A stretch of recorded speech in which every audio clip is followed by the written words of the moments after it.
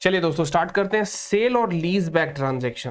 देखिए सेल और lease back transaction important topic रहेगा अपना, इसको समझिएगा। और इसको आगे प्रोसीड करने से पहले मैं आपको बता देता हूं कि अगर आपने AS19 में सेल और लीज बैक अगर पढ़ा है, आपको वो याद है, तो एक बार आप उस AS19 वाले सेल और लीज बैक के कॉन्सेप्ट को पूरा पूरा यहाँ पे क्या कर देंगे, भूल जाएंगे, उसको बिल्कुल भी ध्यान नहीं रखेंगे, क्योंकि यहाँ का जो रिकग्निशन मेजरमेंट और तरीका है वो एकदम डिफरेंट है AS19 के कंपैरिजन में। ठीक है, तो ये सेल और लीज बैक ट्रांजेक्शन जो इंड AS 116 के रेफरेंस में हम लोग पढ़ने वाले हैं, बहुत ही इंपॉर्टेंट कॉन्सेप्ट है और इसके अंदर आपको पढ़कर भी बहुत कुछ जानने को सीखने को मिलेगा और एक्चुअल में एसेंस पता चलेगा कि ये ट्रांजेक्शन किस प्रकार के होते हैं। तो जैसे अपन ट्रेडिशनल जो भी कॉन्सेप्ट पढ़ते हैं, पहले उसके कॉन्सेप्ट को पढ़ लिया, थियरी पढ़ ली उसके बारे में, फिर बाद में उसके प्रैक्टिकल क्वेश्चंस को हमने कर लिया। बट यहाँ पे मैं आपको दोस्तों क्या करने वाला हूँ, यहाँ पे मैं आपको ये पहले थियरी नहीं पढ़ाऊंगा, बिकॉज क्या है ना कि इस थियरी के अंदर सारे के सारे जो भी स्टेप्स आप देख रहे हो ये सब प्रैक्टिकल स्टेप्स है। ठीक है, ये सब स्टेप्स जो है वो आपके प्रैक्टिकल स्टेप्स है, मतलब क्या क्या आपको प्रैक्टिकल क्वेश्चन में करना है, क्या कैलकुलेट करना है, फिर उसके बेसिस पे गेन लॉस कैसे आएगा, एसेट्स को कैसे बुक करेंगे, लीज लायबिलिटी को कैसे बुक करेंगे, इन सारी चीजों के बारे में स्टेप्स यहाँ पे दे रखे हैं और वही स्टेप्स आपको यहाँ पे क्वेश्चन में अप्लाई करना है। तो अगर हमारे पास में डेटा रहेगा, नंबर रहेंगे, तो हम उसमें ज्यादा कंफर्टेबल रहेंगे उस चीज को अंडरस्टैंड करने के लिए। तो एक छोटा सा अंडरस्टैंडिंग कॉन्सेप्ट के बारे में, सेल और लीज बैक का जो कॉन्सेप्ट होता है वो समझ लीजिए और उसके बाद में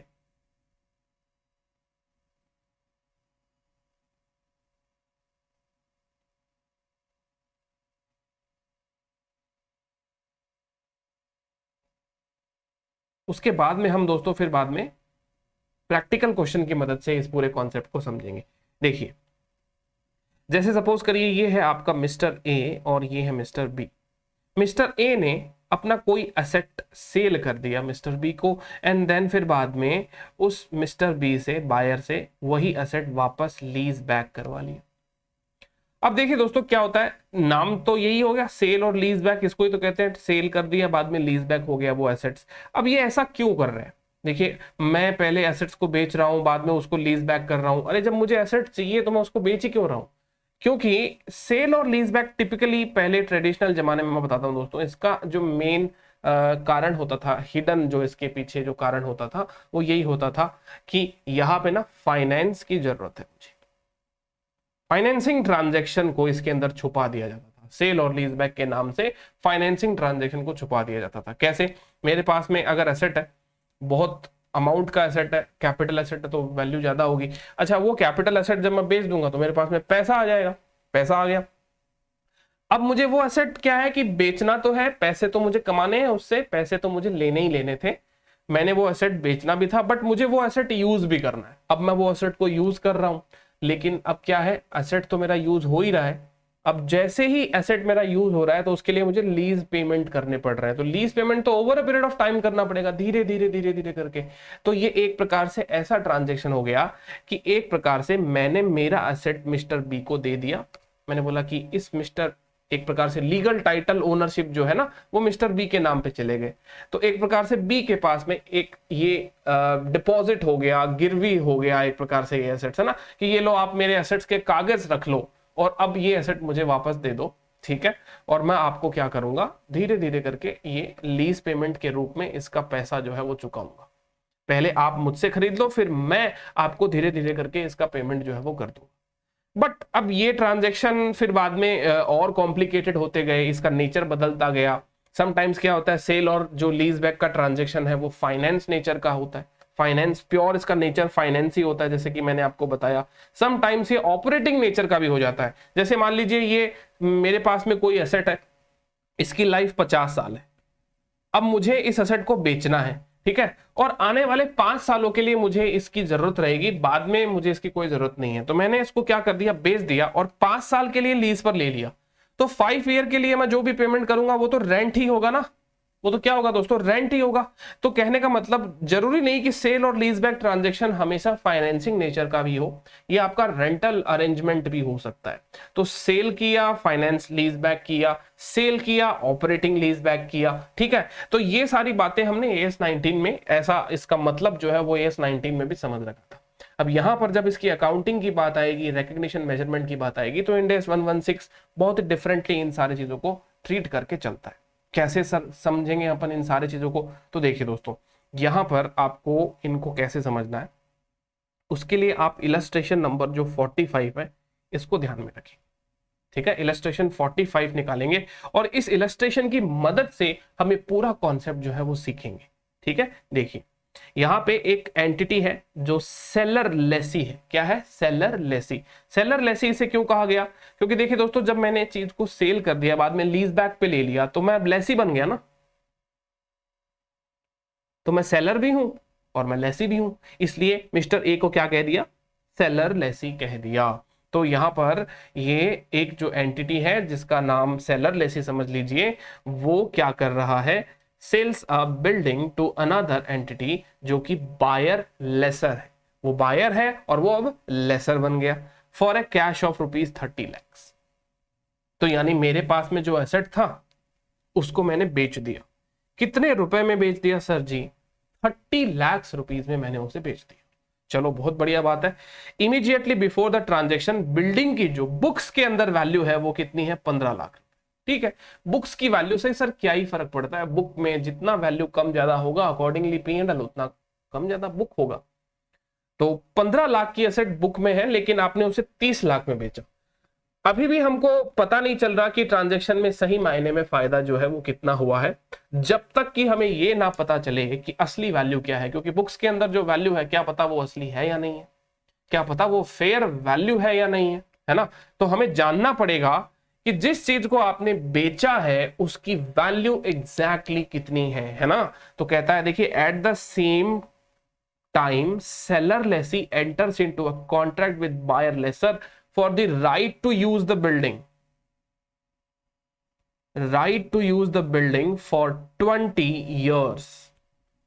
तो बिल्डिंग तो वैसे भी बहुत मतलब बिल्डिंग की तो लाइफ बहुत ज्यादा होती है, हालांकि ओरिजिनल बिल्डिंग की लाइफ इसमें बताई नहीं है, बट यहाँ पे इसका जो इंटेंशन है वो ये है कि मैंने बिल्डिंग बेच भी दी है और मैंने बिल्डिंग को रख भी लिया है।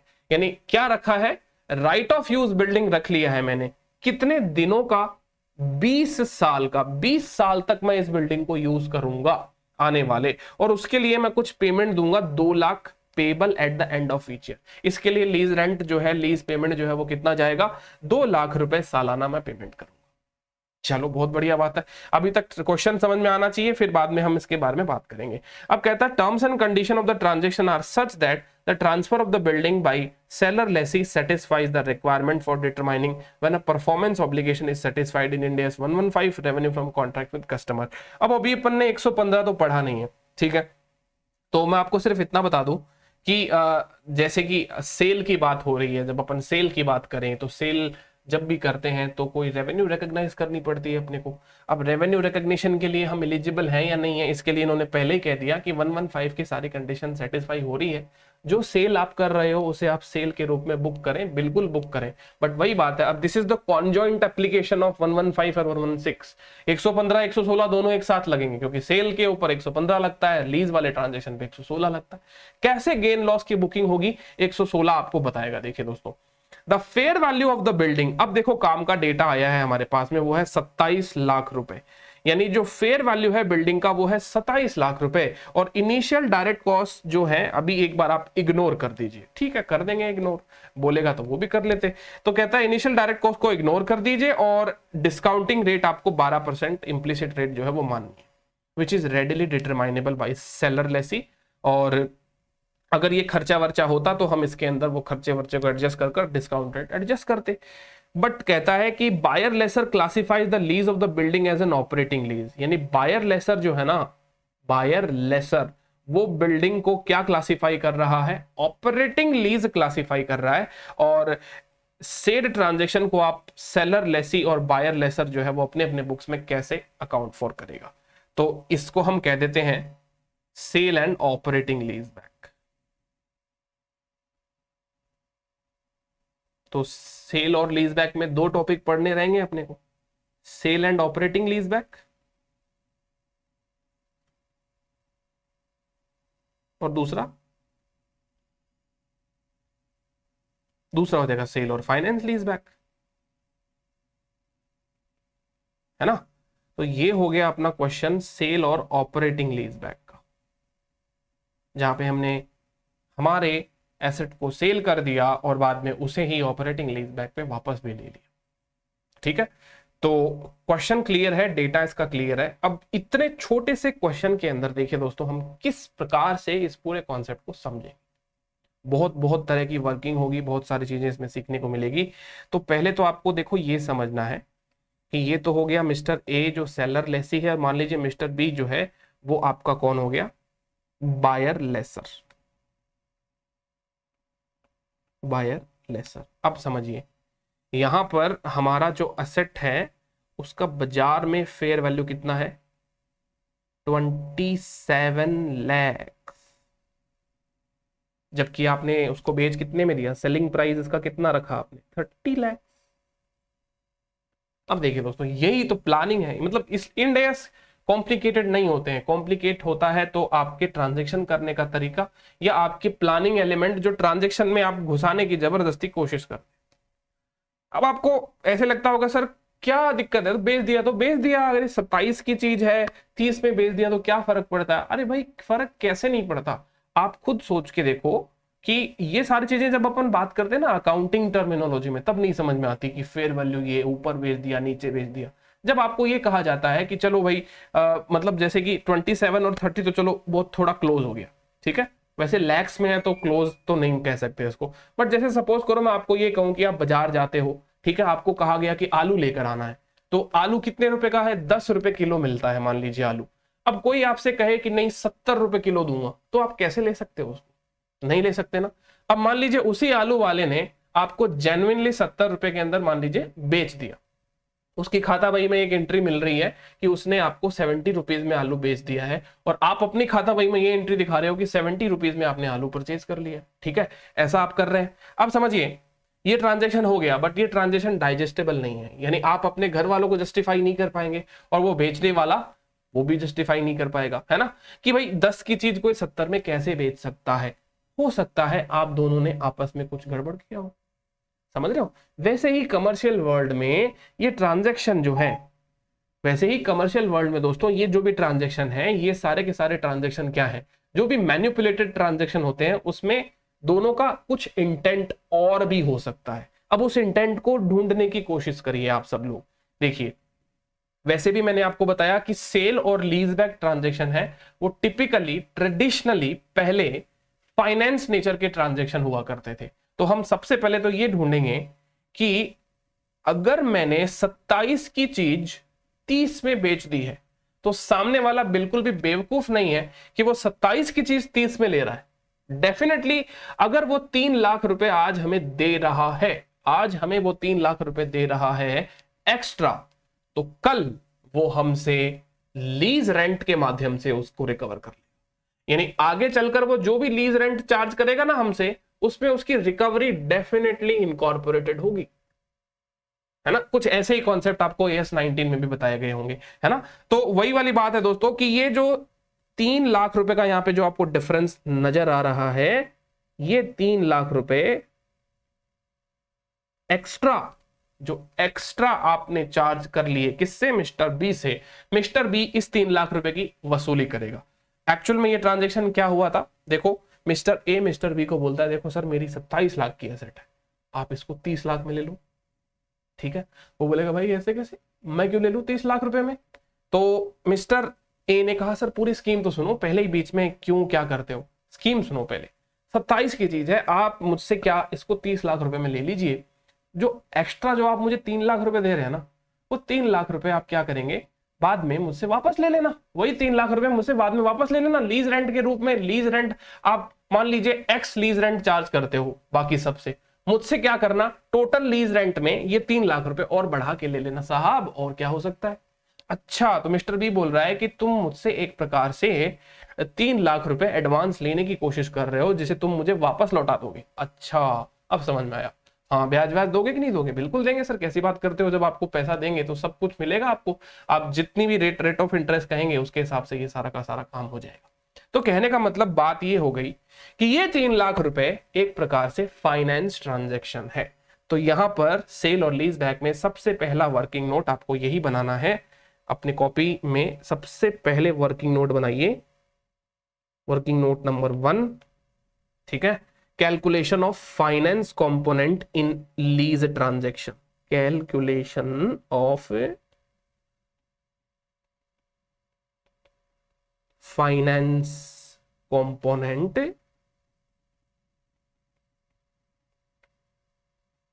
इन लीज ट्रांजैक्शन, लीज के ट्रांजैक्शन में फाइनेंस कंपोनेंट को ढूंढना। पहला वर्किंग नोट हमारा इस चीज का बन जाए। कैसे होगा ये? हो जाएगा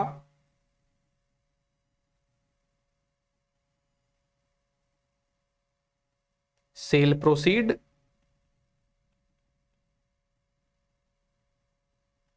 less fair value of assets. सबको समझ में आता है?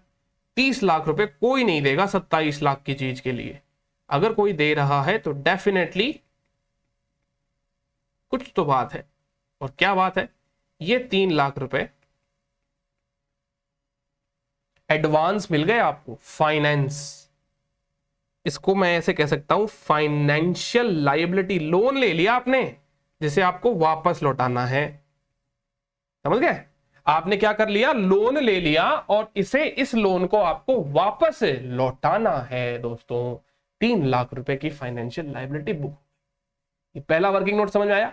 अब आइए किताब में आइए, ठीक है। और किताब में ये जो अपना पेज है 7.180, इसके अंदर ये वाला जो कॉलम देख रहे हो, देखिए कहता है व्हेन सेल प्राइस और प्रेजेंट वैल्यू इज ग्रेटर।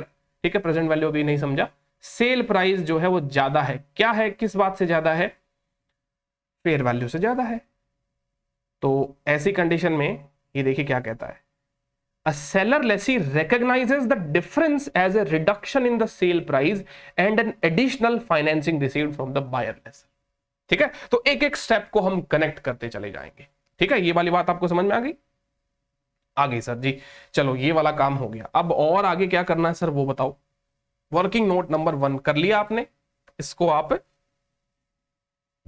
पहले लिख लीजिए, फिर बाद में हम आगे दूसरे वर्किंग नोट की बात करते हैं।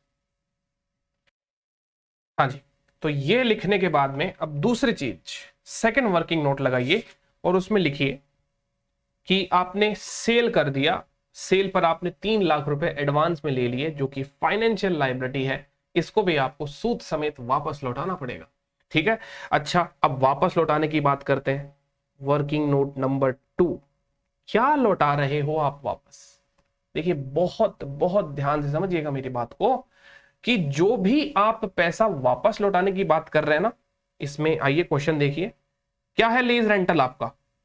कितना लीज पेमेंट करने वाले हैं? Annual lease payment of 2 lakh payable at the end of each year. Okay, और कितने साल के लिए? 20 साल के लिए। तो एक काम करते हैं, जब आपको पता है कि आप 2 लाख रुपए आने वाले 20 साल के लिए, यानी 1 से लेकर 20 साल तक आप ये 2 लाख रुपए वापस लौटाने की बात कर रहे हो, तो जाहिर सी बात है इसके अलावा और कुछ नहीं दे रहे ना आप, 2 लाख रुपए दे रहे हो। तो बताइए ये जो आपको एक्स्ट्रा 3 लाख रुपए मिले, ये जो आपको एक्स्ट्रा 3 लाख रुपए मिले, क्या ये 3 लाख रुपए इन्हीं 2 लाख रुपए में से चले जाएंगे ना? मतलब 2 लाख इंटू 20, कितना टोटल? आप 40 लाख रुपए लौटाने वाले हैं। कितने? 40 लाख रुपए लौटाने वाले हैं। अब ये तो 20 साल में लौटाने वाले हैं, तो 40 lakh inclusive of interest also, इसमें तो इंटरेस्ट भी शामिल है। तो इसकी प्रेजेंट वैल्यू निकालिए। पहले पहले क्या निकाल लीजिए? प्रेजेंट वैल्यू निकालिए आपके लीज पेमेंट्स का। जितना भी पैसा आप देने वाले हो फ्यूचर के अंदर, सारे के सारे पैसों का प्रेजेंट वैल्यू निकालो, ताकि पता चले कि एक्चुअल में आप लौटा कितना रहे हो, प्रिंसिपल टर्म्स में और इंटरेस्ट टर्म्स में कितना लौटा रहे हो। तो प्रेजेंट वैल्यू निकालना कोई बड़ी बात नहीं है, 2 लाख रुपए। ठीक है, कैश फ्लो फिक्स है ना, तो अपना इजी हो जाएगा question. Into present value of annuity factor at the rate of जो भी परसेंटेज क्वेश्चन में दिया गया है, और सम टोटल कर लेंगे 20 साल का, 1 से लेकर 20 साल का। बराबर है कि नहीं है? क्या है फैक्टर? देखिए जरा क्वेश्चन में फैक्टर है जी 12% पर एनम। 12% फैक्टर है हमारा, तो कर लीजिए इसको। 1 डिवाइडेड बाई 1.12, 1 2 3 4 5 6 7 8 9 10 11 12 13 14 15 16 17 18 19 20, जीटी प्रेस करेंगे 7.469, 7.4694 मल्टीप्लाई बाई 2 लाख, ठीक है, इंटू यह था 1493,889, 1493,889, ठीक है। अब आपके मॉड्यूल वालों ने इनको कर रखा है 1494,000, इन्होंने राउंड ऑफ कर दिया। बाकी देखिए दोस्तों, ये राउंडिंग ऑफ एरर्स जो है चलती रहती है अगर ऐसे क्वेश्चन आते रहेंगे। तो अपन अपने आंसर्स को मैच कराने के लिए मैं भी मॉड्यूल वाला ही सहारा ले रहा हूं, जो उन्होंने नंबर लिया है। उन्होंने इसको राउंड ऑफ करके 14,94,000 कर दिया, 14,94,000। अब देखिए दोस्तों, आपको ना बस कुछ यहाँ पर स्टैंडर्ड क्या कहता है वो ना समझिए, आप तो ये समझिए कि ट्रांजेक्शन क्या हो रहा है, कैसे हो रहा है, इसमें क्या क्या छुपा हुआ है। 14,94,000 is the present value. Absolute value जो है वो 2 lakh into 20 that is 40 lakh rupees है। तो कह सकते हैं कि 40 में से 14 जो माइनस इसमें जो हो रहा है वो आपका इंटरेस्ट कंपोनेंट है, ठीक है, समझ में आता है, वो इंटरेस्ट कंपोनेंट है सर। लेकिन आप मुझे सिर्फ इतना बताएं दोस्तों, क्या 14,94,000, दिस इंटायर 14,94,000, क्या ये आपका लीज पेमेंट है, या इसमें वो 3 लाख रुपए जो आपने एडवांस में ले रखे थे वो भी आप इसमें वापस लौटा रहे हैं? सोच के बताइए। 14,94,000, अब मैं आपको ये कहूं, इसका वर्किंग नोट का नाम नहीं लिखा ना मैंने, लिख दूंगा मैं बाद में, पहले ये समझ लीजिए कि 14,94,000 ये जो नंबर आप देख रहे हैं, इस नंबर को समझिए दोस्तों, है ना। क्या समझेंगे कि 1494 में से सर कितना अमाउंट लीज पेमेंट या लीज लाइबिलिटी, क्या लिखूं इसको, लीज लाइबिलिटी लिख दो, lease liability towards lease liability, और यही पैसे, इसी पैसे में से आप पेमेंट जो कर रहे हो वो टुवर्ड्स फाइनेंशियल लाइबिलिटी, यानी जो एडवांस लेके बैठे थे ना 3 लाख, वो भी तो वापस लौटाना है।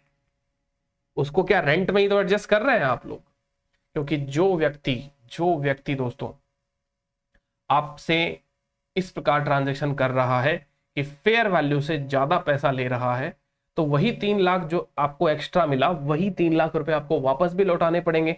कैसे वापस लौटाओगे? अरे वापस लौटाने का अमाउंट तो फिक्स दे रखा है 2 लाख रुपए, इसी के अंदर छुपा हुआ है वो, यानी इसी 40 लाख में से 3 लाख रुपए का पेमेंट एडवांस का भी हो रहा होगा। बट वही बात है, ये तो ओवर द पीरियड हो रहा है, तो ओवर द पीरियड हो रहा है, तो आज आपने कितना ज्यादा ले लिया, मतलब मैं कह सकता हूं कि ये 14,94,000 में 3 लाख रुपीस का पेमेंट, 3 लाख रुपीस का पेमेंट तो फाइनेंशियल लायबिलिटी का कर रहे हो आप। इसका मतलब लीज लायबिलिटी का पेमेंट कितना हो रहा है पता है? 1494 minus 3 lakh,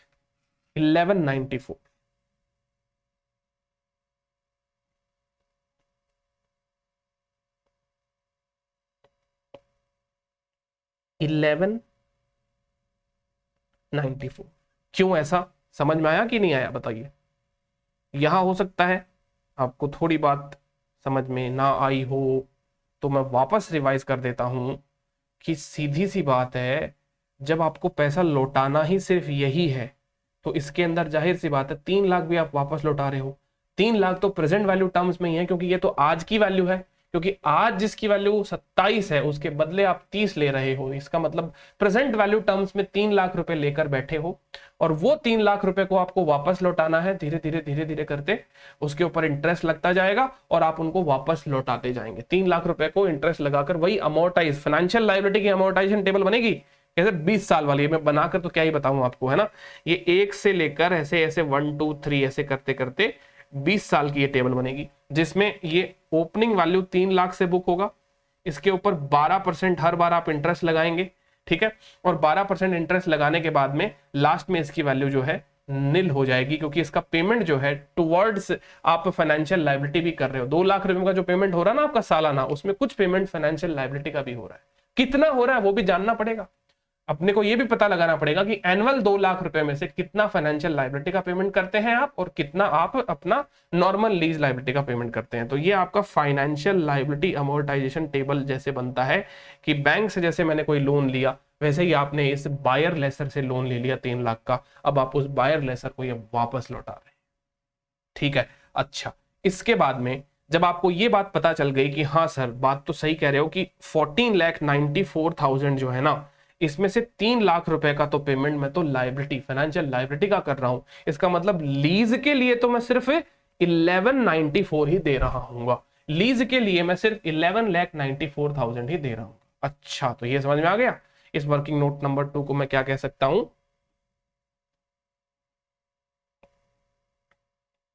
present value of lease payment and financial liability. Present value of lease payment और फाइनेंशियल लायबिलिटी की कैलकुलेशन ये हो गई, ठीक है। आगे बात समझ में आपको। चलिए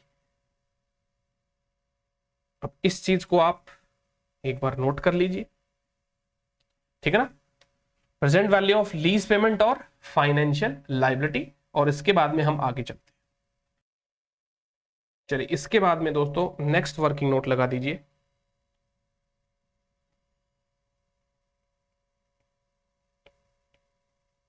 इसमें लिखेंगे proportion of annual lease payment, proportion of annual lease payments. आपको पता है कि जो एनुअल लीज पेमेंट जो है वो 2 लाख रुपए, 2 लाख रुपए का पेमेंट कर रहे हैं, बट क्या ये 2 लाख रुपए पूरा का पूरा लीज लायबिलिटी का पेमेंट है क्या? नहीं, इन्हीं 2 लाख रुपए में से वो आपके जो एडवांस में 3 लाख रुपए ले रखे थे वो भी जा रहे हैं। तो ये प्रोपोर्शन एनुअल लीज पेमेंट यानी 2 लाख रुपए को आपको प्रोपोर्शनेट स्प्लिट करना है, प्रोपोर्शन निकालना है या क्या करना है, स्प्लिट करना है। तो कैसे करेंगे? 2 लाख का जो प्रोपोर्शन आएगा वो कैसे किया जाएगा? तो देखिए दोस्तों बहुत सीधी सी बात है, जब आपको पता है कि आपका टोटल लीज लायबिलिटी का प्रेजेंट वैल्यू है 1194, है ना, लीज लायबिलिटी का प्रेजेंट वैल्यू कितना है 1194, ये है आपका लीज लायबिलिटी का कंपोनेंट।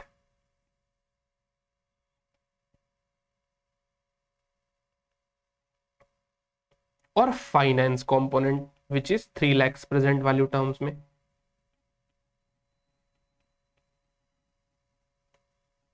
थ्री लैक्स। तो आपको पता है ना कि जो भी टोटल आप पे कर रहे हो 14,94,000 पीवी टर्म्स में, इसी रेशियो में आप अपने 2 लाख के पेमेंट को स्प्लिट कर दीजिए, पता चल जाएगा कि टुवर्ड्स लीज लायबिलिटी कितना है और टुवर्ड्स फाइनेंस कंपोनेंट कितना है। तो कैसे आएगा सर? ये आना कैसे है? ये 14,94,000 1194 डिवाइडेड बाई 1494, तो ये 1494 क्या हो गया? टोटल लीज पेमेंट, ठीक है ना। 1494 मेरा क्या है दोस्तों? Total present value of lease payment. अब इसको मैं क्या बोल दूंगा? लीज लायबिलिटी का payment multiply by consideration, sorry lease payment का अमाउंट 2 लाख रुपए को मैं क्या कह दूंगा? लीज पेमेंट है ये, ठीक है, टोटल लीज पेमेंट है। अब ये 2 लाख में इसको स्प्लिट करना पड़ेगा ना, टोटल लीज पेमेंट है ये, टोटल, इसको ऐसे लिख दूंगा टोटल एनुअल लीज पेमेंट, क्योंकि इसी को तो स्प्लिट करना है। टोटल एनुअल लीज पेमेंट, ये कोई फॉर्मूला लिखने की कोई, देखिए दोस्तों मैं आपको बता देता हूं, फॉर्मूला बेस्ड लर्निंग हम लोग वैसे ही नहीं करते। तो ये चीजें एक बार समझ लीजिए, पहली बार कर रहे हैं, बाद में तो आपको अपने आप ही समझ में आ जाएगा कि क्या क्या करना है। ठीक है ना। ऐसे ही इसका ये हो जाएगा, फाइनेंस कंपोनेंट का हो जाएगा, इसमें दोबारा लिखने की दरकार नहीं है। तो ये स्प्लिट कर लीजिए, 2 लाख का स्प्लिटिंग कर लीजिए। तो ये आता है अपना 159840, 159840।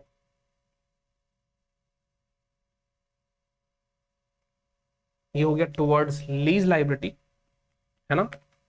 और वो हो जाएगा अपना 40,160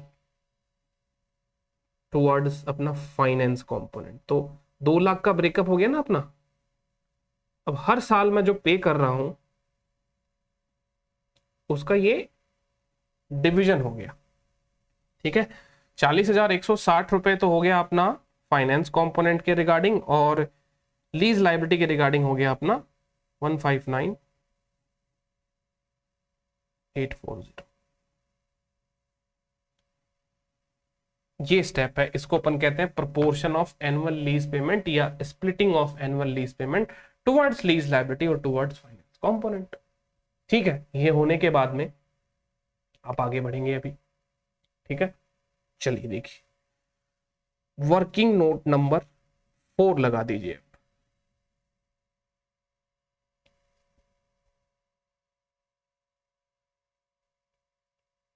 ठीक है, वर्किंग नोट नंबर 4। तो यहां पे वर्किंग नोट नंबर 4 में हेडिंग दीजिए प्रोपोर्शन ऑफ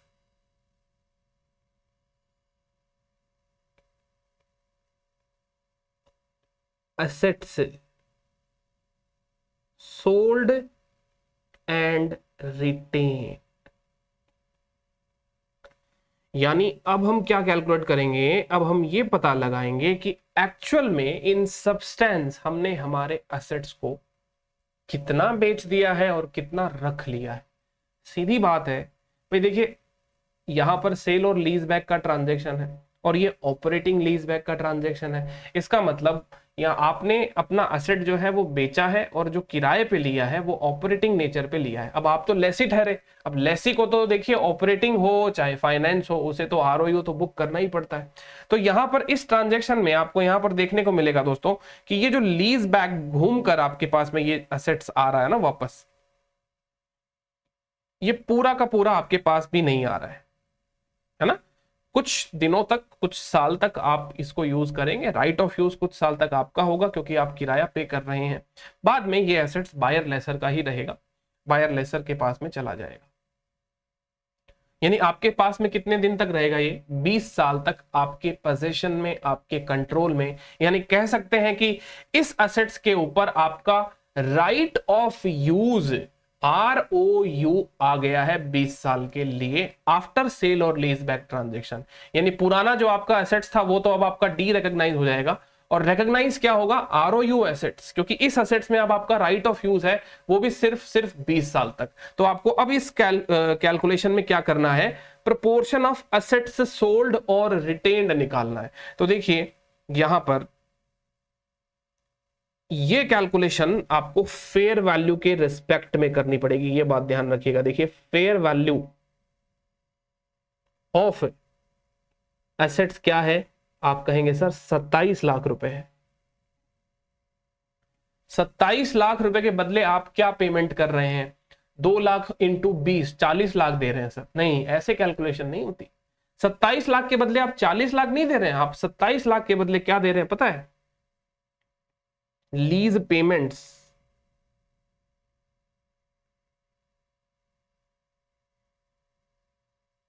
ठीक है, टोटल लीज पेमेंट लिखूं तो वैसे समझ लीजिए, देखिए 14,94,000 का लीज पेमेंट कर रहे हैं, लेकिन 14,94,000 एसेट्स के लिए तो नहीं है। लेस करिए टुवर्ड्स फाइनेंस कंपोनेंट। मतलब बार बार इसको प्रेजेंट करके दिखाने की दरकार नहीं है, मैं समझा रहा हूं आपको, धीरे धीरे समझ में आ जाए इसलिए लिख रहा हूं। आप डायरेक्ट यहां पे सीधा 11,94,000 लिख दीजिए। 3 लाख रुपए माइनस करेंगे तभी तो पता चलेगा ना कि 27 लाख की असेट्स जो है उसको मैं 20 साल के लिए राइट ऑफ यूज पे ले रहा हूं और उसके लिए जो मैं पैसा पे कर रहा हूं वो है 11,94,000। तो पता चल गया ना, परसेंटेज ऑफ एसेट्स रिटेन्ड, क्योंकि जो पैसा आप दे रहे हो, जो किराया आप पे कर रहे हो माय डियर फ्रेंड्स, ये किराया आप आरओयू एसेट्स के लिए ही पे कर रहे हो। तो percentage of assets retained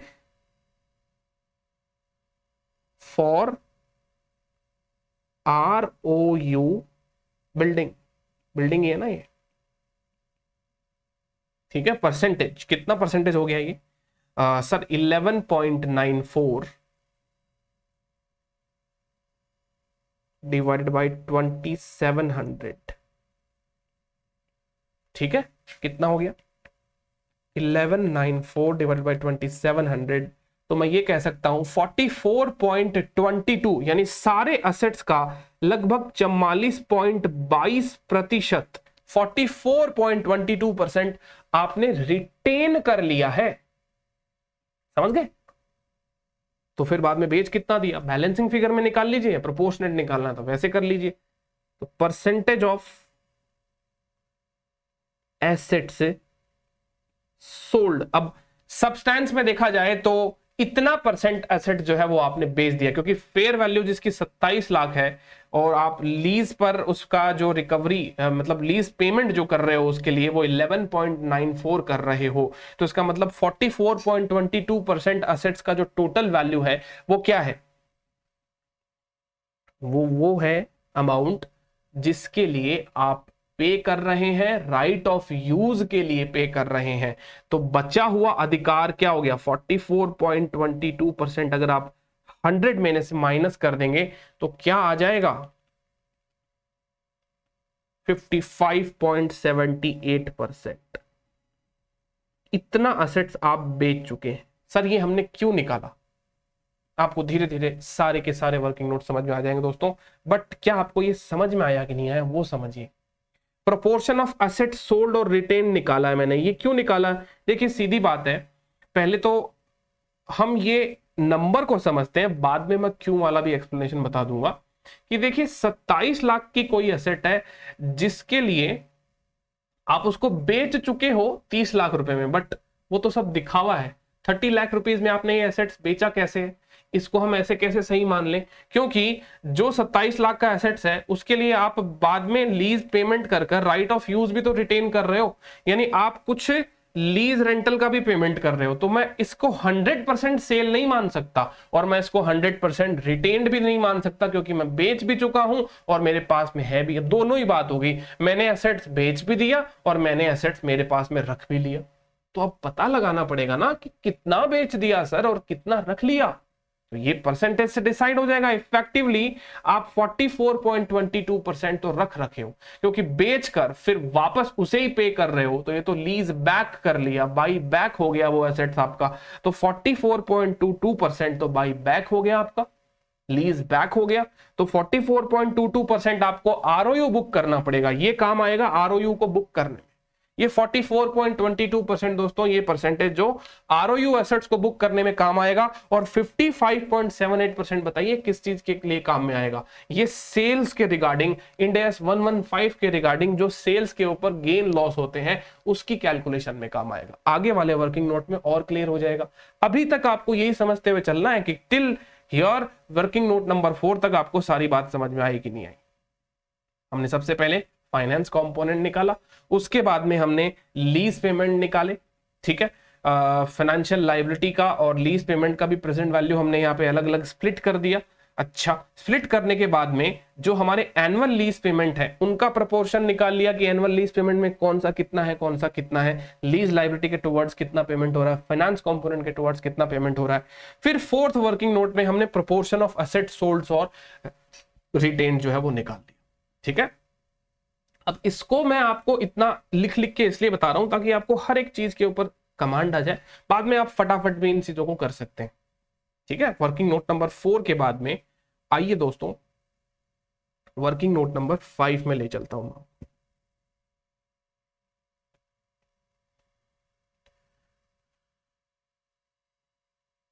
recognition of ROU assets, recognition of ROU assets। Right of use assets को अब आप रिकॉग्नाइज करेंगे। क्यों रिकॉग्नाइज करेंगे? क्योंकि जो असेट्स आपका था वो असेट्स तो अब आपके बुक से चला जाएगा और आरओयू असेट्स आपको रिकॉग्नाइज करना पड़ेगा। तो देखिए आपके बुक्स में कैरिंग अमाउंट कितना है, कैरिंग अमाउंट, असेट्स का जो कैरिंग अमाउंट है वो कितना है, वो है सर जी 15 लाख रुपए, 15 लाख रुपीस। अब आप बताइए 15 लाख का एसेट है, इसमें आपने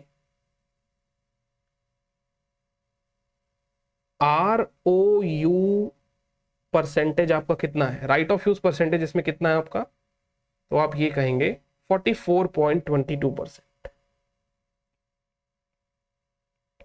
अब ये क्या है ना कि अब इस परसेंटेज, इसमें राउंडिंग ऑफ एरर काफी ज्यादा रहेगी, क्योंकि पहले अपन ने परसेंटेज निकाला तो एक तो यहां राउंडिंग ऑफ एरर आ जाएगी, अब यहां राउंडिंग ऑफ एरर आने की वजह से अब जो आगे का अमाउंट आएगा उसमें और राउंडिंग ऑफ एरर रहेगी। तो आप डायरेक्ट प्रोपोर्शन से भी काम कर सकते हैं या परसेंटेज निकाल के भी काम कर सकते हैं। परसेंटेज केवल चीजों को समझने के लिए थोड़ा सा इजी रहता है, इसलिए इस तरीके से बता रहा हूं, ठीक है ना। तो कितना होगा देखिए, 15 लाख का 44.22% ये होता है 6,63,300, 6,63,300। अच्छा, तो कहने का मतलब ये हो गया कि 15 लाख की जो मेरी असेट्स है ना बुक में, बुक वैल्यू, उसका 44.22% ही मैं आरओयू एसेट्स बुक करूंगा। अच्छा, अब आपको मैं एक बात और पूछ लेता हूं लगे हाथों, ताकि आपका डाउट जो है वो आए ही नहीं। कल को ये मत कर लेना 27 लाख रुपए का ये 44.22 निकालो जरा, ये हो जाएगा 11,93,940। कोई ऐसे ना सोच ले कि 11,93,940 को मुझे बुक करना चाहिए, क्योंकि ये तो है फेयर वैल्यू और ये है हमारी बुक वैल्यू। तो आरओयू कौन से बेसिस पे रिकॉर्ड किया जाए, तो मेरी बात को बहुत ध्यान से समझिए दोस्तों, आरओयू आप फेयर वैल्यू पे बिल्कुल भी रिकॉर्ड नहीं करेंगे, क्योंकि जो आपके बुक्स में ऑलरेडी असेट्स हैं उसी का एक प्रोपोर्शन आरओयू में ट्रांसफर किया जा रहा है। अगर आपने इसको फेयर वैल्यू पे कर दिया तो इस केवल रिकॉग्निशन पे ही आपको गेन लॉस जो है वो बुक करना पड़ेगा। और अपने बुक्स में पड़े पड़े एसेट्स के ऊपर अपन कभी गेन लॉस ऐसे इन्फ्लेट नहीं कर सकते, बढ़ा नहीं सकते। मैंने आपको बताया भी था शायद प्रॉपर्टी प्लांट इक्विपमेंट के अंदर कि जब तक कोई कमर्शियल सब्सटेंस का कोई ट्रांजैक्शन नहीं होता तो पड़े पड़े एसेट्स को अपन बढ़ाकर उसका गेन P&L में नहीं लेके जा सकते। समझ गए ना मेरी बात। तो ये फेयर वैल्यू तो बुक्स के बाहर है, बुक्स में तो 15 लाख ही है ना।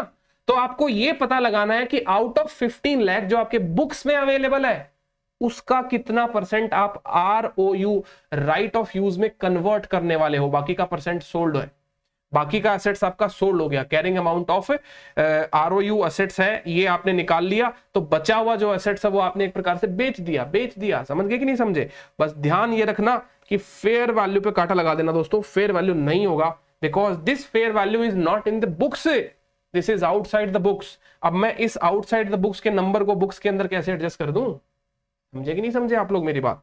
तो रिकॉग्निशन ऑफ आरओयू एसेट्स ये होगा आउट ऑफ 15 लाख कितना मैं आरओयू बुक करूं और कितना मैं सेल्स बुक कर पाऊंगा, कितना परसेंटेज मैं इसका सेल्स बुक कर पाऊंगा। तो देखिए आरओयू एसेट्स हो गया, एंड इसके बाद में वर्किंग नोट नंबर 6,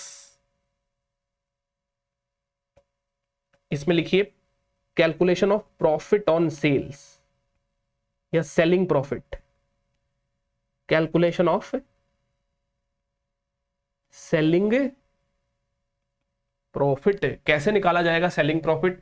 तो देखिए दोस्तों, सेलिंग प्रॉफिट निकालना बड़ा ही इजी है, सेलिंग प्रॉफिट निकालना बड़ा ही इजी है। आप खुद निकाल के बताइए इस पर्टिकुलर ट्रांजैक्शन के रेफरेंस में कि सेलिंग प्रॉफिट कितना आता है, फिर मैं आपको बताऊंगा, दोनों का मैच कर लेंगे, पता लग जाएगा कि सही आया कि नहीं आया। सेलिंग प्रॉफिट निकाल के बताइए इस ट्रांजैक्शन में, है ना। तो अब देखिए दोस्तों, यहां पर सेलिंग प्रॉफिट को कैलकुलेट करने के दो तरीके, ठीक है। अब आपको जो भी तरीका अच्छा लगे आप उस तरीके से कैलकुलेट कर लीजिएगा, ठीक है। दोनों तरीके मैं आपको यहां पे बता देता हूं। मेथड लिख दीजिए, चाहे ऑल्टरनेटिव लिख दीजिए, मेथड 1, मेथड 2, सबसे पहले शॉर्टकट वाला ही मेथड, जहां पे अपन ने ये ऊपर वाली मेहनत तो करी ली है कि 15 लाख में से 663,300 का अमाउंट हम एसेट का डी रिकॉग्नाइज नहीं कर सकते, क्योंकि वो तो एसेट हमारे पास में है। तो कितना डी रिकॉग्नाइज करने वाले हैं, वही तो carrying amount of assets sold. मैं यहाँ पे लिखने वाला हूं carrying amount of assets sold. कैसे आएगा ये? अब या तो वो परसेंटेज अप्लाई कर दीजिए 55.78, या फिर 15 लाख में से 663,300 माइनस कर दीजिए, कैसे भी कर दीजिए। देखिए 15 लाख का कैरिंग अमाउंट है, इसमें से 663,300 माइनस कर दीजिए, या फिर 15 लाख का वो निकाल लीजिए डायरेक्ट 55.78%, जैसे भी आपका कैलकुलेशन बैठता है। और ये हो जाता है, देखिए सर 15 लाख का 55.78%,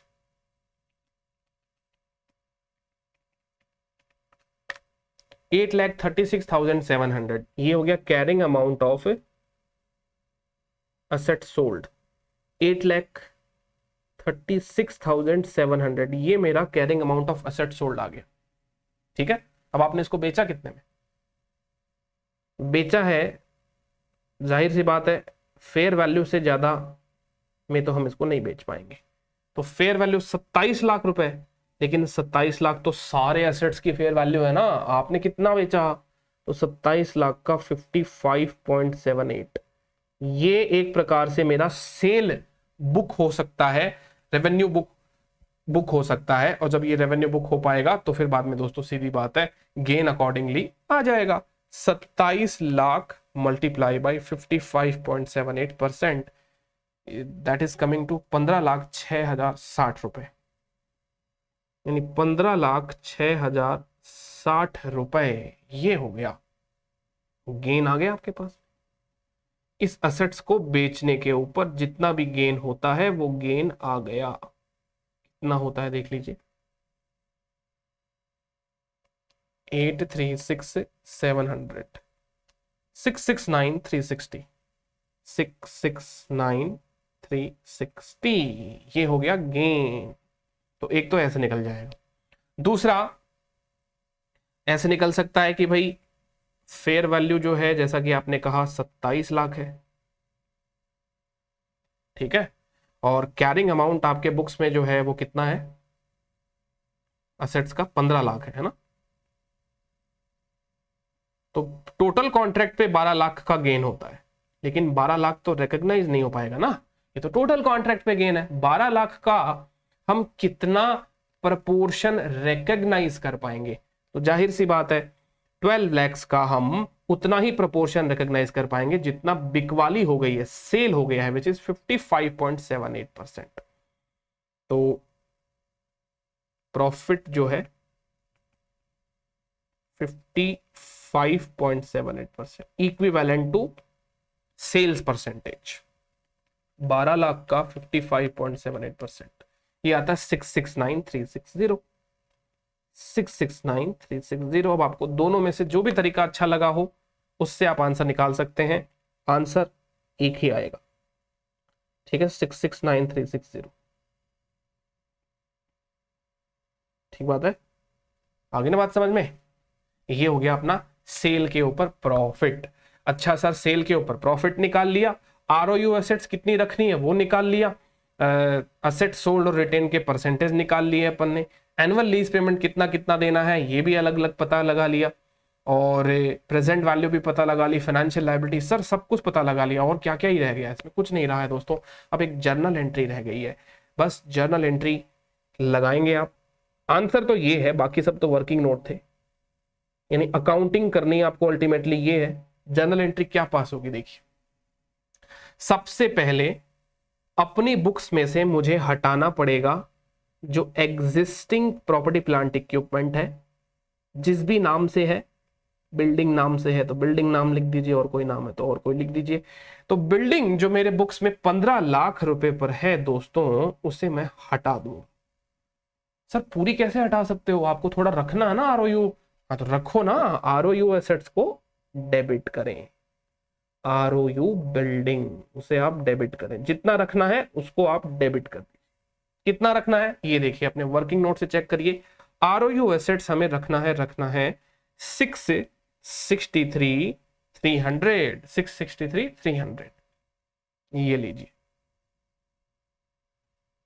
663,300 तो हो गया ना अपने आप ही। ROU एसेट्स को आपने इतना रखा और इतना हटाया तो जो डिफरेंस रहा वही बैलेंस शीट से गायब, बाकी तो रह गया ना इसमें।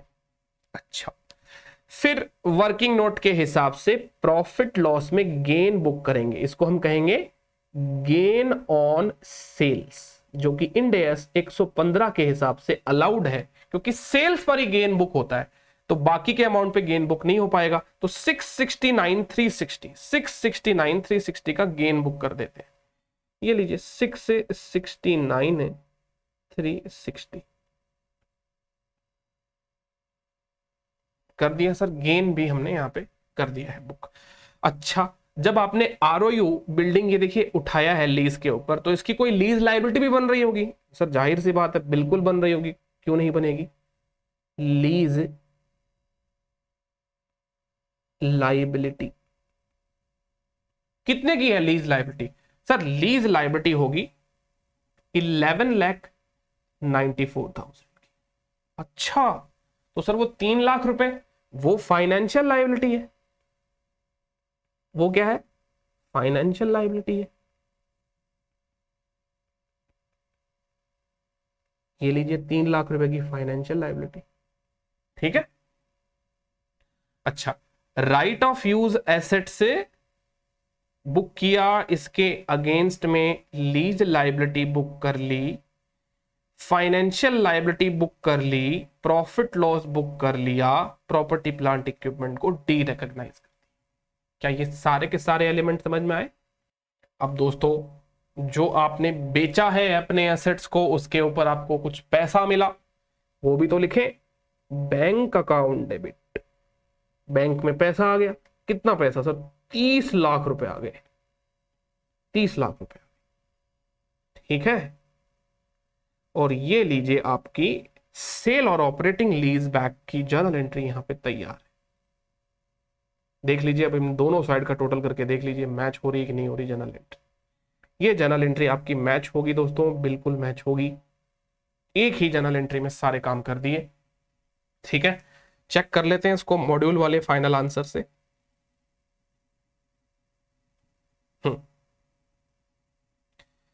तो बैंक में डेबिट किया है 30 लाख, बिल्कुल।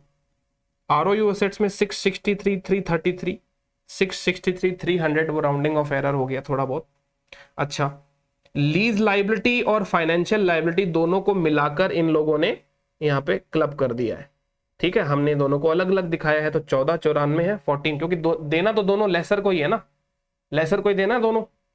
देखिए, लीज लाइबिलिटी वाला पैसा भी लेसर को देना है और फाइनेंशियल लायबिलिटी वाला पैसा भी लेसर को देना, तो दोनों का बैलेंस जो है अल्टीमेटली जाएगा तो उसके अकाउंट में। कंट्रोल अकाउंट सेम रहेगा, चेक सेम नाम से बनेगा, RTGS NEFT सेम नाम से होगी, तो आप इसको टोटल करेंगे, बट हमने इसको अलग अलग दिखा दिया ताकि अच्छा प्रेजेंटेशन हो जाए।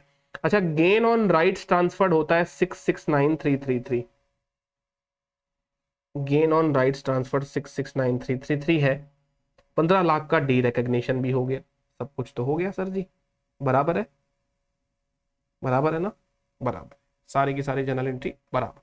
तो ये हो गई जर्नल एंट्री यानी accounting in the books of कौन से, अरे भाई, सेलर लेसी के बुक्स में अकाउंटिंग।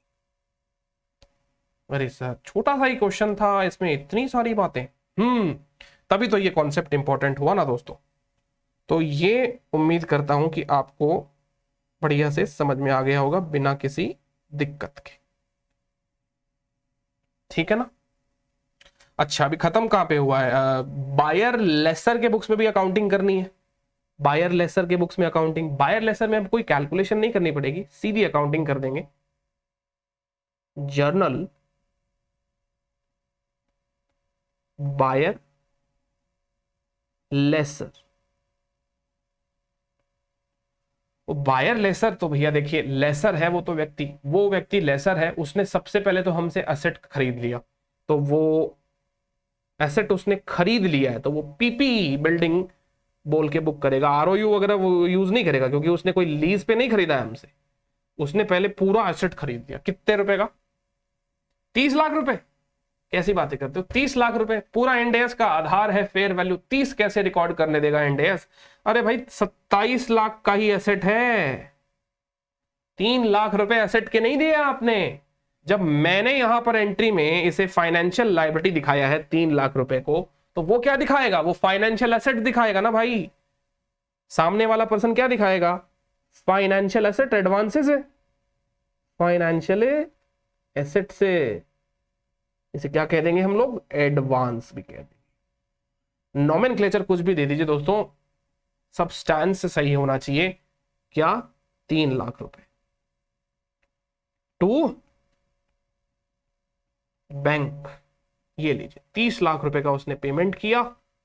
टुवर्ड्स एसेट 27 है और टुवर्ड्स एडवांसेस 3 लाख है। That is the substance of the transaction. IFRS इसको ही ढूंढने की कोशिश करता है और वो हमने ढूंढ लिया। उम्मीद करता हूं दोस्तों समझ में आ गया होगा अब आपको ये अच्छे से, है ना। क्या होगा? बायर लेसर अब आगे डिप्रिसिएशन लगाएगा धड़ाधड़ धड़ाधड़, जैसे जैसे उसका डिप्रिसिएशन लगना है। और यही बात है दोस्तों इन्होंने यहाँ पे लिख रखी है। ये देखिए, बिल्डिंग इसने रिकॉग्नाइज करी है 27 लाख से, फाइनेंशियल एसेट इसने रिकॉग्नाइज करी है 3 लाख रुपए से दोस्तों। कितने रुपए से? 3 लाख रुपए से। और इसने ये भी लिख दिया कि 20 पेमेंट आएंगे 40,160 रुपए के, डिस्काउंट होंगे वो 12% पर एनम से। तो हमने भी यही तो किया है। ये देखिए हमारा कुछ लीज का पेमेंट हमने निकाला कि नहीं निकाला? ये देखिए ये निकाल लिया 40,160 रुपए। 20 बार ये 40,160 रुपए मिलेंगे, जिनकी प्रेजेंट वैल्यू करोगे ना आप तो 3 लाख ही आएगा, है ना। और वैसे टोटल करोगे तो ज्यादा आएगा। तो कहने का मतलब अब ये क्या करेगा, ये वाला पार्टी फाइनेंशियल एसेट्स का अमोर्टाइजेशन टेबल बना देगा यहाँ पे। फैट फाइनेंशियल एसेट्स का अमोर्टाइजेशन टेबल बनाया जाएगा, जो लास्ट में जाके 0 हो जाएगा, आपको पता ही है ना। और ये जो है यहाँ पर फाइनेंशियल लायबिलिटी का, ये फाइनेंशियल लायबिलिटी का अमोर्टाइजेशन टेबल बनाएगा, जो लास्ट में जाके 0 हो जाएगा। अभी 20 साल का है, फालतू में क्या करेंगे कैलकुलेशन करके, आपको पता तो है ही कि ये 0 होना ही है। इंटरेस्ट चढ़ाया जाएगा, पेमेंट होगा, इंटरेस्ट चढ़ाया जाएगा, पेमेंट होगा। जो पेमेंट करेगा उसके लिए पेमेंट आउटफ्लो है, जो पेमेंट रिसीव करेगा उसके लिए वो इनफ्लो है। बस इतनी सी तो बात है ना। तो payment after the commencement date, यहाँ पे क्या लिखता है? After the commencement date buyer lessor account for the lease by treating 159,840 of the annual payment of 2 lakh as lease payment, और बाकी का 40,160 जो उसको मिलेगा ना वो एडवांसेस का पैसा मिलेगा, है ना। ऑलरेडी ये हम कर चुके हैं। Payment receive to settle the financial asset 3 lakh और इंटरेस्ट रेवेन्यू हमें बुक करनी पड़ेगी। ठीक है, सारा का सारा क्वेश्चन हो गया, सारा का सारा ये क्वेश्चन हो गया है।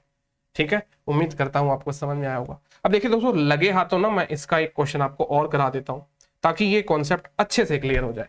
अब अनफॉर्चुनेटली बुक में तो ये एक ही क्वेश्चन है, इसका एक क्वेश्चन अपने को एजुकेशनल मटेरियल में भी मिल जाएगा।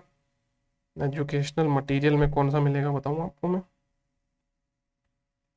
एजुकेशनल मटेरियल में ये है, वो बीच में हमने एजुकेशनल मटेरियल में होल्ड किए थे ना, बीच में कुछ एक आधे क्वेश्चन आ गए थे, वो होल्ड हो गए थे, अब उनका समय आ गया है। ये देखिए question number 24, sale and lease back, sale and operating lease back का क्वेश्चन है ये। ठीक है, सिमिलर टू इलस्ट्रेशन नंबर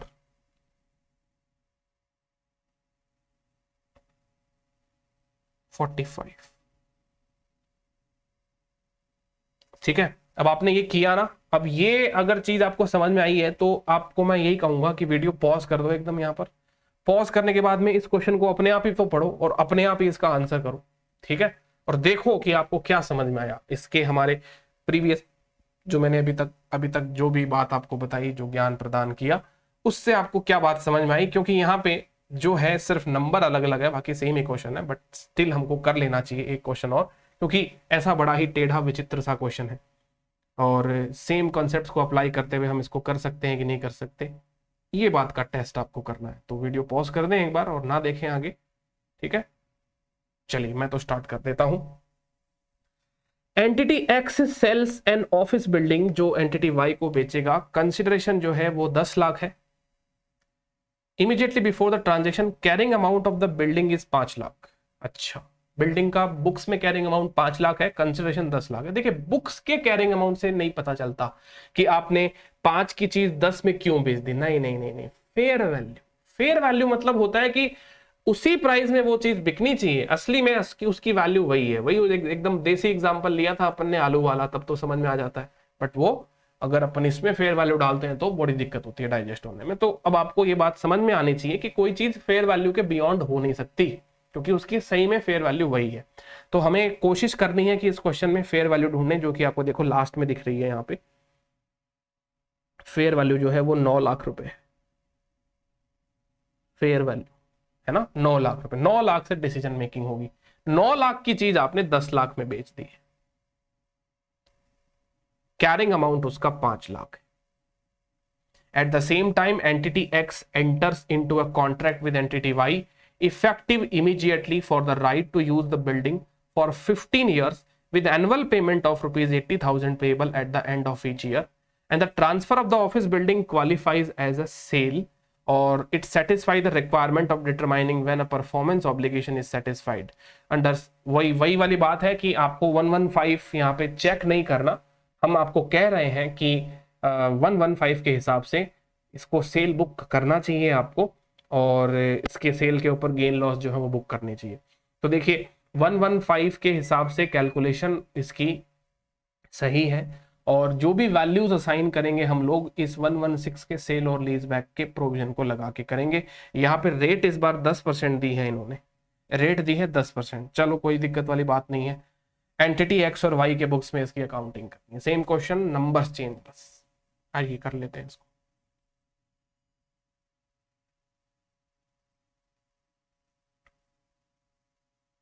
तो ये टेम्पलेट काम आ जाएगी ना मेरे। चलिए मैं इस टेम्पलेट को पहले कर लेता हूँ कॉपी। हाँ जी दोस्तों, तो मैंने इसको कॉपी करके रखा है, बाकी ये काम आ जाएगा, है ना। तो देखिए यहाँ पर सिंपल यही क्वेश्चन है, और जो क्वेश्चन में सेल प्रोसीड बता रखी है वो हमें बता रखी है सर जी 10 लाख रुपए, बराबर। जबकि फेयर वैल्यू ऑफ एसेट्स कितनी है, 9 लाख रुपए ही है। अच्छा, मतलब 9 की एसेट्स आपने 10 में बेच दी। एक्स्ट्रा 1 लाख रुपए आपको कैसे दे दिए सामने वाले ने, इसलिए दे दिए क्योंकि आपको 1 लाख रुपए की जरूरत थी, और आप ये 1 लाख रुपए लीज रेंट के साथ में वापस लौटाएंगे। ये 1 लाख रुपए आप लीज रेंट के साथ में वापस लौटाएंगे। ठीक है, समझ गए मेरी बात आप लोग।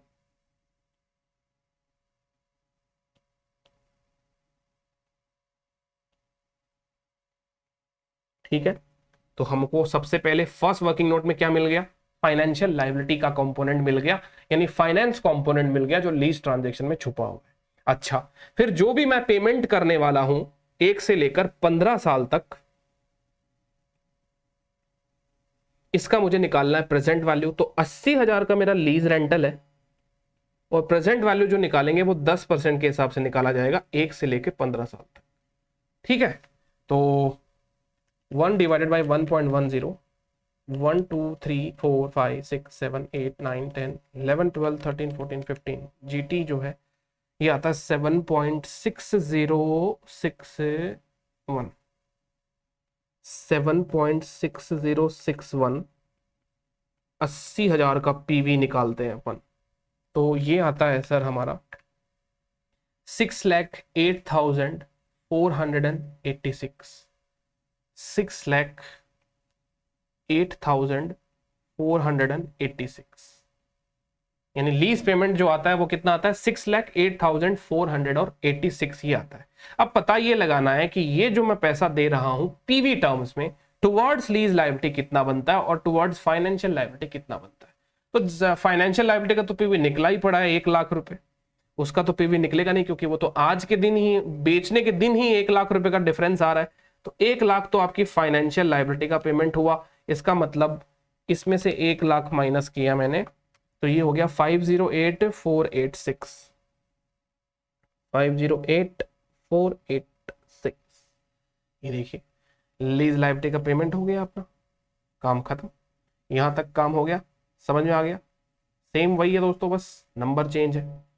अच्छा, वर्किंग नोट नंबर 2 के बाद में असली चीज कि जो आपका एनुअल लीज पेमेंट होगा 80,000 रुपए का, उसको प्रपोर्शन करना पड़ेगा आपको। 80,000 रुपए को आपको ये पता लगाना पड़ेगा कि कितना तो लीज लायबिलिटी के रेफरेंस में है और कितना फाइनेंस कंपोनेंट के रेफरेंस में है।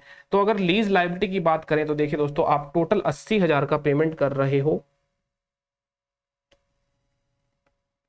अब मुझे पता ही है कि 1,00,000 रुपए फाइनेंस कंपोनेंट है, यानी एडवांस में आपने 1,00,000 रुपए लिए हैं, और बाकी का जो भी आप पेमेंट कर रहे हो, ठीक है, वो है 508,486। 508,486, सॉरी सॉरी दोस्तों, एक बहुत बड़ी गलती हो गई मुझसे। 80,000 को मैंने यहां लिख दिया, 80,000 का जो कंसिडरेशन है वो मैंने गलत जगह पे लिख दिया। 80,000 इसको यहां पे लिखेंगे क्योंकि इसका अपने लोग स्प्लिट कर रहे हैं। अच्छा, तो 508,486 और 1,00,000 जो है, जो टोटल प्रेजेंट वैल्यू आ रही है 608,486, 608,486, इसको नीचे रखिए और कर लीजिए स्प्लिट। अब मैकेनिकल क्वेश्चन हो गया दोस्तों, एक बार चीज समझ में आ जाएगी, बाद में दिक्कत नहीं होगा। तो अब समझिए, 508,486 डिवाइडेड बाई 608,486 मल्टीप्लाई बाई 80,000, ये होता है 66853, लिख देते हैं इसको 66853, 66853। और 80,000 में से बाकी का जो होगा वो होगा 13,147 रुपए। ठीक है ना? उम्मीद करता हूं कि आप लोगों के सही सही आंसर आ रहे होंगे दोस्तों। आई एम नॉट एक्सपेक्टिंग कि आप मेरा वाला ही कॉपी कर रहे हैं। एक सेकंड, ये रिकॉर्ड हो रहा है क्या? हाँ हाँ, तो ये हो गया proportion of annual lease payment, जो स्प्लिट कर दिया अपन ने। स्प्लिट करने के बाद में आगे आते हैं proportion of asset sold and retained. ये वाला इंपॉर्टेंट बात होती है, क्योंकि दोस्तों ये गलत हो गया ना तो फिर बाद में सवाल का एसेंस ही खराब हो जाएगा। फेयर वैल्यू ऑफ एसेट्स आप जानते हैं, हमारे इस क्वेश्चन में फेयर वैल्यू ऑफ एसेट्स है 9,00,000 रुपए। Total lease payments towards finance component आप जानते हैं कि कितना आ रहा है, 1,00,000 आ रहा है ना।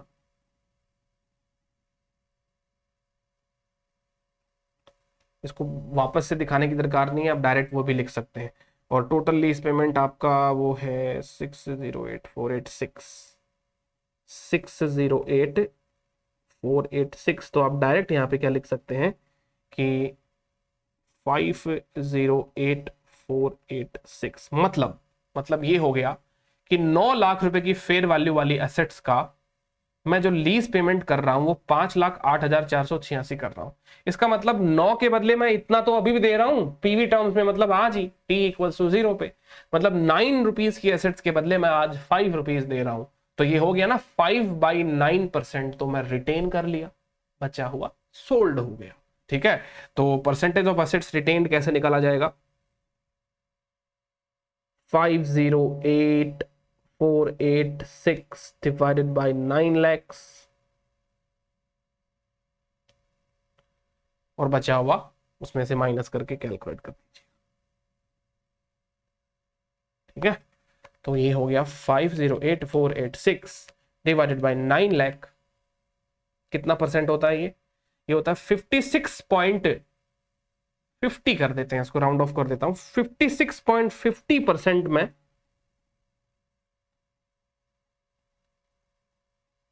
ठीक है, और राउंडिंग ऑफ एरर ज्यादा ना हो इसके लिए आपको क्या करना पड़ेगा, आगे की सारी कैलकुलेशन में फिर इस ब्रैकेट को आप कैरी फॉरवर्ड करें। अभी ब्रैकेट को रीड करना थोड़ा सा दिक्कत हो जाता है, इसलिए परसेंटेज निकाल दिया। बाकी आप जैसा चाहें वैसा कर सकते हैं, nothing matter over here. Main substance आपको क्लियर होना चाहिए, समझ में आना चाहिए। तो 56.50% हो गया ये, तो 100 में से 56.50 आपने रख लिया, तो बेच दिया कितना, 43.5%। 43.5% मैंने बेच दिया। ठीक है, 56.5 रख लिया तो बचा हुआ बेच दिया। अब जितना आपने रख लिया है विच इज 43.5, सॉरी 56.5 रखा है ना आपने,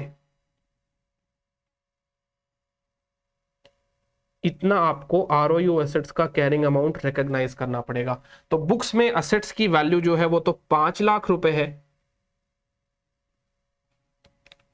5 लाख का 56.5% होता है 2,82,500,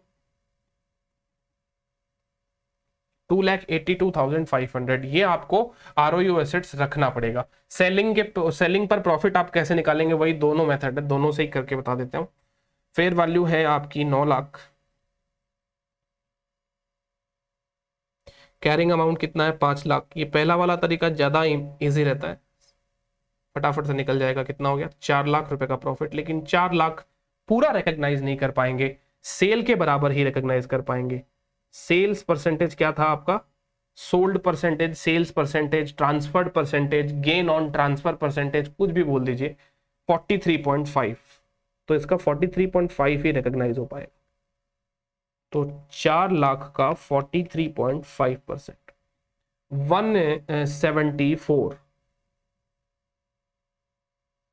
कितना रिकॉग्नाइज कर पाएंगे।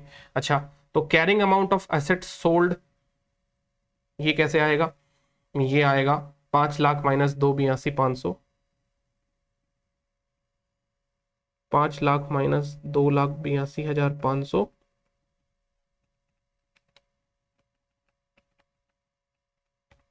2,17,500 आ जाएगा ये। और फेयर वैल्यू जो है 9 लाख, इसका सोल्ड परसेंटेज 43.5, वो हमारा कंसिडरेशन बनेगा। 9 लाख का 43.5, 391,500, यानी गेन कितना हुआ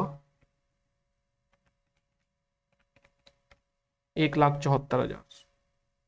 दोनों साइड बराबर आ रहा है, समझ गए।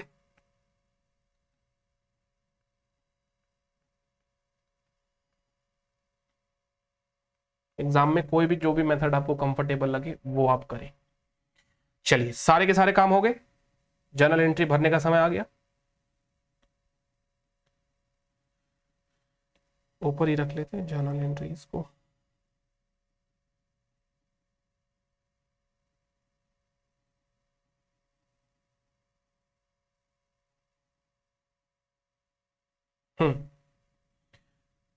देखिए,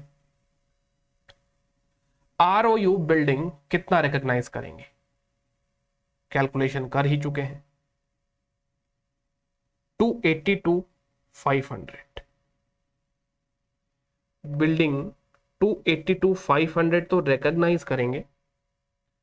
बैंक से आपको 10 लाख रुपए मिल गए हैं, जो जो याद है लिख दीजिए। फाइनेंशियल लायबिलिटी इस क्वेश्चन में 1 लाख रुपए की थी, और प्रॉपर्टी प्लांट इक्विपमेंट बिल्डिंग जो है वो 5 लाख रुपए का है ना। चलो, ये तो हो गया। अब जो चीजें वर्किंग नोट में है उसको वर्किंग नोट से लिख दीजिए, बस, और क्या है।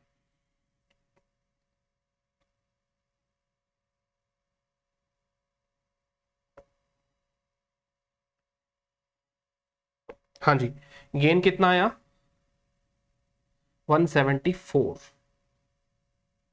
गेन आया सर हमारा 1,74,000। लीज लाइबिलिटी और फाइनेंशियल लाइबिलिटी की बात करें तो फाइनेंशियल लाइबिलिटी तो बुक हो चुकी है 1 लाख रुपए की, और लीज लाइबिलिटी जो है वो है 508,486, 508,486, ठीक है ना। तो आई होप दोस्तों आपको समझ में आ रहा होगा ये, क्योंकि रिपीट ही हो रहा है और कुछ नहीं है इसमें एक्स्ट्रा। अब बायर लेसर जो है वो क्या अकाउंटिंग करेगा, बायर लेसर देखिए उसने 10 लाख रुपए का पेमेंट किया तो वो 10 लाख रुपए क्रेडिट करेगा बैंक में, बैंक खाली हो गया 10 लाख रुपए से। जो उसने एक्वायर किया बिल्डिंग वो 10 लाख का नहीं है, वो तो 9 लाख रुपए का ही है, फेयर वैल्यू से ऊपर नहीं रिकॉर्ड करने देगा इंड एस। तो बचा हुआ 1 लाख क्या है, आपने एडवांस दिया है उसको, जिसको ब्याज सहित वापस लेना है ना। सेम टू सेम क्वेश्चन, बस फाइनल आंसर जो है एजुकेशनल मटेरियल से टैली कर लीजिए, देख लीजिए। देखिए, बैंक में 10 लाख रुपए आए, राइट ऑफ यूज 282,500, 282,492, 8 रुपए का डिफरेंस है। बिल्डिंग जो है 5 लाख का गया, फाइनेंशियल लायबिलिटी 608486 का बुक हुआ है। लीज लायबिलिटी भी दोस्तों फाइनेंशियल लायबिलिटी ही है, आपको पता है, बस वो इंड AS 116 में गवर्न है। हम उसका ब्रेकअप करके दिखा रहे हैं, टोटल भी दिखाया जा सकता है, दोनों स्टडी मटेरियल एजुकेशन मटेरियल में ICAI ने टोटल किया है, तो आप भी कर सकते हैं, कोई दिक्कत वाली बात नहीं है। गेन ऑन राइट्स ट्रांसफर जो कि PNL में ट्रांसफर किया जाएगा 1,74,006 रुपए का, हमारा पूरा 174 का है। 9 लाख की बिल्डिंग, 1 लाख का एडवांस और 10 लाख रुपए का बैंक। तो ये हुआ दोस्तों सेल और लीज बैक का कॉन्सेप्ट, जहां पे सेल और ऑपरेटिंग लीज बैक की बात मैंने आपको कही, और यही इंपॉर्टेंट है क्योंकि सेल और फाइनेंस लीज बैक दोस्तों पता है क्या, वो एक कॉन्सेप्ट के रूप में ही हम समझेंगे और आपको पता चलेगा कि ये तो बहुत ही ईजी है। सेल और फाइनेंस लीज बैक बहुत ईजी होता है, सेल और ऑपरेटिंग लीज बैक में दिक्कत है, क्योंकि जब ROU मॉडल ये अपना बना है, तो ROU मॉडल बनने से क्या हो गया कि जो लेसी होता है ना, सेलर लेसी, उसे भले ही चाहे ऑपरेटिंग लीज पे ही कोई एसेट क्यों ना मिला हो, उसे तो ROU बुक करना पड़ेगा। लेकिन सेल और फाइनेंस लीज बैक में दोस्तों क्या होता है, जैसे मैंने सेल किया और मैंने उसको फाइनेंस लीज बैक पे ले लिया, इसका मतलब वो सेल ही नहीं है। इंड AS क्या कहता है, सेल ही नहीं है। अरे भैया तुमने सेल किया, कंट्रोल तुमने ट्रांसफर किया और वही कंट्रोल तुमने वापस ले लिया, तो कंट्रोल गया ही नहीं ना। जब कंट्रोल गया ही नहीं तो सेल की रिकॉग्निशन ही नहीं करेंगे, अकाउंटिंग ही नहीं करने देंगे, सेल की अकाउंटिंग ही नहीं करने देंगे। ये वाली बात हुई, तो ये बात आपको समझ में आनी चाहिए दोस्तों। और अब देखिए ये वाला पार्ट आपका एकदम अच्छे से क्लियर हो गया होगा, पूरा बॉक्स अब आपको ये इधर वाला समझ में आ जाएगा कि जब भी ये कुछ ज्यादा होता है तो हम इसमें फाइनेंस ट्रांजैक्शन को बुक करते हैं। और अगर अब इसके नोट्स की बात करें तो देखिए ये सारे के सारे नोट्स अब आपको समझ में आएंगे।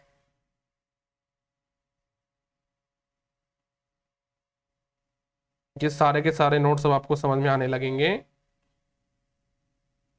कहां से स्टार्ट होता है ये, हाँ, transaction in which the transfer of an asset is a sale, यहां से अगर अपन पढ़ेंगे तो अब आपको ये पूरा नोट समझ में आ जाएगा। आइए पढ़ते हैं।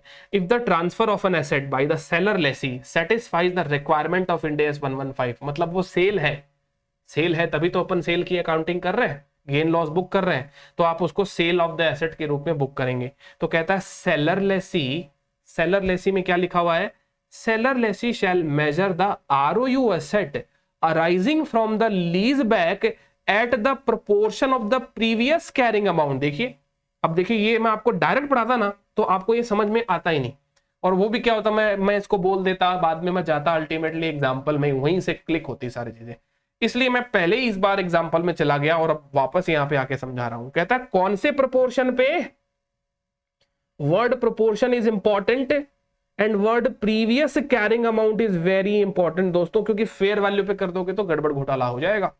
Amount of the asset that relates to the right of use retained by the seller lessee. हमने ऐसा किया है, बराबर किया है कि नहीं किया है, ये हमने ऐसा बिल्कुल किया है। कौन से वर्किंग नोट में किया है दोस्तों, हमारे क्वेश्चन का वर्किंग नोट नंबर, चलो उसको ना मैं आपको वो करा देता हूं, कनेक्ट करा देता हूं।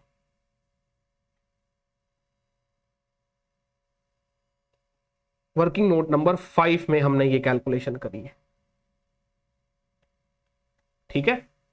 आपको वर्किंग नोट इस ऑर्डर में रखने हैं ऐसा कोई भी जरूरी नहीं है दोस्तों, कैसे भी कर सकते हैं आप, बस एक बार कनेक्ट हो जाइए, इंड AS के इंटेंट को समझ लीजिए, सब्सटेंस को समझ लीजिए, ठीक है। अच्छा, फिर बाद में कहता है accordingly the seller lessee shall recognize only the amount of any gain और loss that relates to the rights transfer to the buyer lessor, यानी पूरे ट्रांजेक्शन पे गेन लॉस मत रिकॉर्ड करिएगा, जो खाली बेचा, सोल्ड किया, जो ट्रांसफर किया उसी पे रिकॉर्ड करिएगा।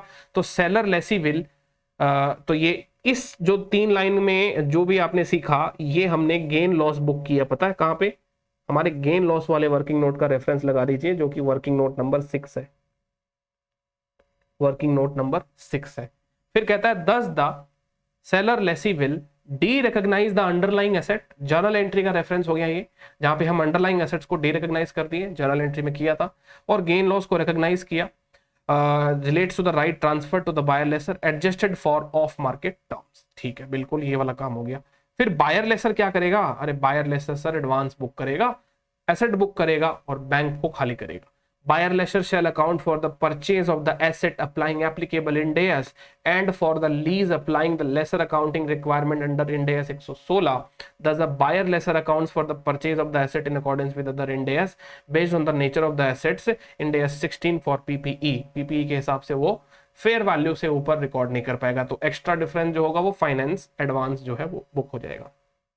फिर कहता है when a sale occurs both the seller lessee and the buyer lessor account for the lease back in the same manner as any other lease with adjustments for any off market terms। तो देखिए of market terms को आपको बहुत बहुत ध्यान रखना पड़ेगा, क्योंकि देखिए ऑफ मार्केट टर्म्स जैसे ही आ रहा है वैसे ही तो वो फाइनेंशियल लायबिलिटी और फाइनेंशियल एडवांस बनाना एक तरफ। अगर वो फेयर वैल्यू पे ट्रांजैक्शन होता तो वो ये फाइनेंशियल लायबिलिटी एडवांस का कोई ट्रांजैक्शन ही नहीं होता हमारे क्वेश्चन में। तो कहता है specifically a seller lessee recognize a lease liability और ROU asset for the lease back subject to the optional exemption in short term leases and leases of low value assets. An entity shall make the following adjustment to measure the sale proceed at fair value if the fair value of the consideration for the sale of an asset does not equal the fair value of the asset or the payments for the lease are not at the market rate। तो आपको देखिए fair value पे चीजों को रखना है, भले ही चाहे आपके लीज रेंटल फेयर वैल्यू पे ना हो या एसेट्स फेयर वैल्यू पे ना हो, आपको तो फेयर वैल्यू पे ही अकाउंटिंग करनी है। फिर कहता है और जो भी below market term shall be accounted pre payment of lease payment.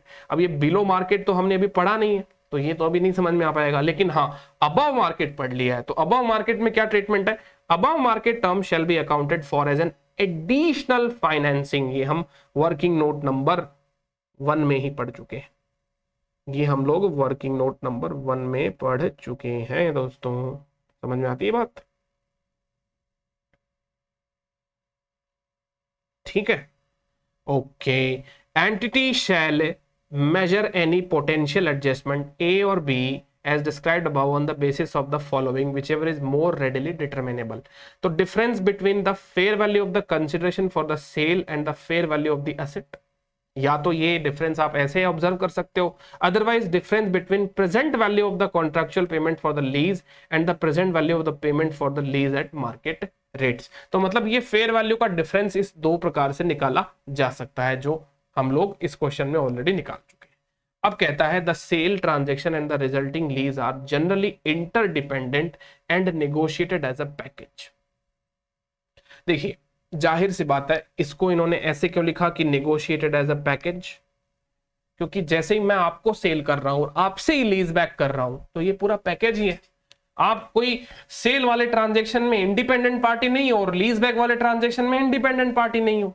ये दो ट्रांजेक्शन अपनी अपनी जगह पर इंडिपेंडेंटली परफॉर्म नहीं हो रहे, रादर क्या हो रहा है, सेल मैं आपको कर रहा हूं, लीज बैक भी आपसे ही ले रहा हूं, ठीक है। तो कहने का मतलब दोनों ट्रांजेक्शन आपस में कहीं ना कहीं इन्फ्लुएंस्ड है, इसीलिए तो वो 27 की चीज 30 में बेच दी है ना, 9 की चीज 10 में बेच दी। वो इन्फ्लुएंस आ रहा है आपका उसके ऊपर, और वो भी राजी आप भी राजी, दोनों अग्री होकर कुछ ना कुछ झोड़ झंपाड़ कर रहे हो बीच में। उसी को आईएफआरएस जो है वो ढूंढ कर निकालने की कोशिश करता है कि भाई अंदर ट्रांजेक्शन के क्या छुपा हुआ है, उससे बुक होना जरूरी है। Consequently, some transaction could be structured with a negotiated sales price that is above or below the asset's fair value and with lease payments for the resulting lease that are above or below the market rates. These off-market terms could mislead, falsify the gain or loss। देखिए obviously बात है ना, ये जो of market terms में कोई भी काम आप कर रहे हो है ना, ये क्या होगा, आपको या तो मिसलीड करेंगे या गेन लॉस को गलत रिकॉर्ड करवाएंगे आपके बुक्स में। तो रिकॉग्निशन ऑफ लीज एक्सपेंसेस और लीज इनकम ये सब कुछ गलत हो सकता है। तो thus to ensure that the gain or loss on the sale and the lease related assets and liabilities associated with such transaction are neither understated nor overstated।